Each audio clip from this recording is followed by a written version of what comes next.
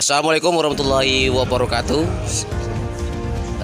Pemirsa Rio.TV di mana saja Anda berada, pada hari ini kami akan berbincang terkait persoalan yang ada di Kampar, di mana para pengusaha kontraktor lokal melakukan kritikan terhadap kebijakan Dinas Pekerjaan Umum yang dinilai tidak memberikan peluang kerja bagi pengusaha lokal.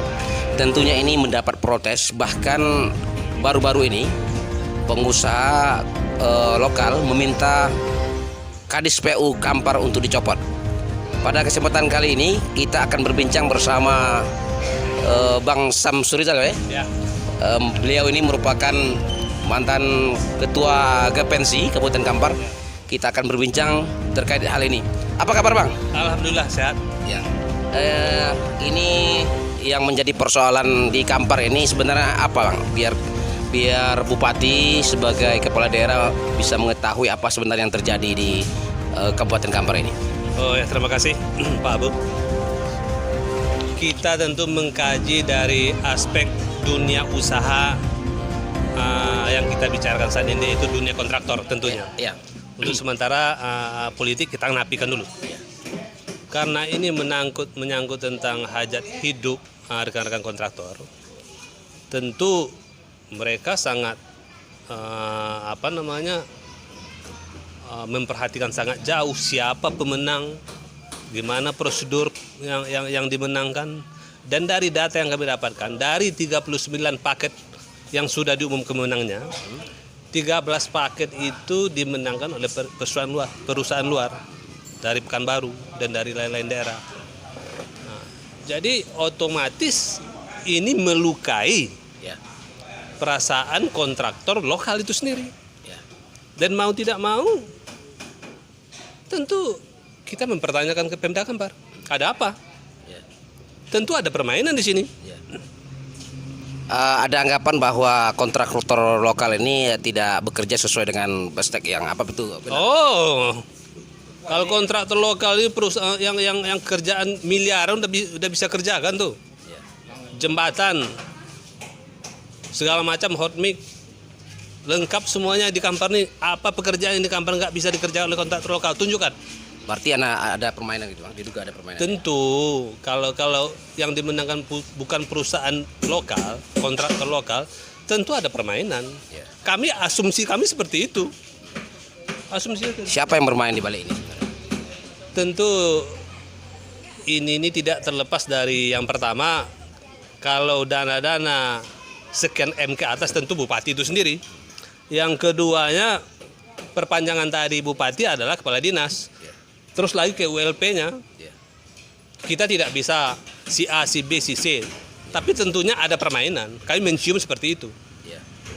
Yang menjadi persoalan pokok sebenarnya, kemarin kita sempat berdialog dengan Sekda bahwa asosiasi yang ada di Kampar ini tidak kompak, sehingga perusahaan-perusahaan yang ada itu tidak didaftarkan secara kepada pemerintah daerah, sehingga pemerintah daerah tidak bisa mengetahui perusahaan mana yang layak untuk dibantu gitu. Itu tuh sebenarnya kita tidak perlu mendaftarkan perusahaan kepada pimpinan daerah ke daerah. Kita kan punya asosiasi. Apa sulitnya pemerintah daerah mempertanyakan hal ini kepada ketua-ketua asosiasi?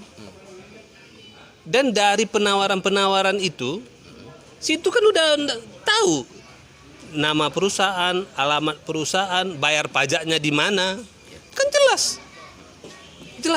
Berarti kalau perusahaan luar berarti pajaknya tidak di Kampar. Tidak di Kampar, otomatis tidak di Kampar. Kami pernah juga menawar di daerah lain, tapi pada saat kita dimenangkan, kita dipertanyakan tentang NPWP kita. Dan kita membuat baru NPWP di daerah yang kita menang tersebut. Apakah di Kuansing atau daerah lain. Seperti itu biasanya. Ya. Sehingga pajak itu masuk ke daerah kita. Terus Bang, ini ada pengakuan dari pihak dari kontraktor lokal bahwa mereka sudah menyetor sejumlah uang kepada oknum-oknum tertentu yang ingin memenangkan perusahaan proyek, tetapi mereka juga tidak mendapat proyek itu. Apa ini bagaimana tanggapan Anda? Oh, itu memang yang namanya membayar di depan atau apa namanya memang sesuatu yang tercium tapi tidak kelihatan. kita sini tidak bisa memvonis hal-hal itu. Tercium tapi tidak kelihatan. Apa memang selama ini setiap kita ingin mengambil proyek harus bayar, harus melakukan sogok menyogok terhadap apa itu? Gitu. Secara kasat mata kita tidak mendapatkan itu, tapi dari mulut ke mulut memang kita dengarkan hal yang seperti itu. Ya. Terus apa harapan abang kepada pemerintah daerah, terutama kepada dinas PU, bupati, agar ini bisa bisa stabil lagi bahwa kontraktor lokal ini bisa bekerja, bisa mendapat sebuah pekerjaan. Kita mengingatkan para pimpinan daerah, jalinlah komunikasi dengan kontraktor lokal yang ada dibawahi oleh asosiasi-asosiasi. Apa salahnya adakan kopi morning? Kan banyak hal-hal yang bisa dibicarakan dengan kontraktor daerah. Dan selanjutnya, jangan dianaktirikan kontraktor lokal ini. Seolah-olah kita ini tidak mampu untuk mengerjakan pekerjaan yang 2-3 miliar. 10-15 miliar mampu kok kontrak daerah kita nih. Ada enggak MOU yang dilakukan oleh asosiasi lokal kepada pemerintah daerah? Berapa persentasenya kontraktor lokal untuk bekerja dan berapa sebenarnya yang orang pihak luar yang bisa? Itu sebenarnya kita kan lelang terbuka, dari mana saja bisa masuk.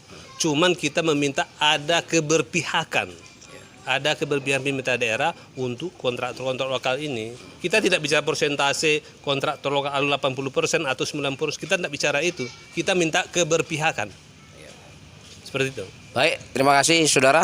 Demikian bincang kami dengan Bang Samsur Rizal yang merupakan Ketua Gepensi Kampar terkait beberapa persoalan yang terjadi beberapa belakangan ini. Memang kontraktor lokal menurut sumber yang kami dapatkan di lapangan mereka memang tidak mendapatkan sejumlah pekerjaan, bahkan banyak kontraktor luar yang mendapatkan pekerjaan.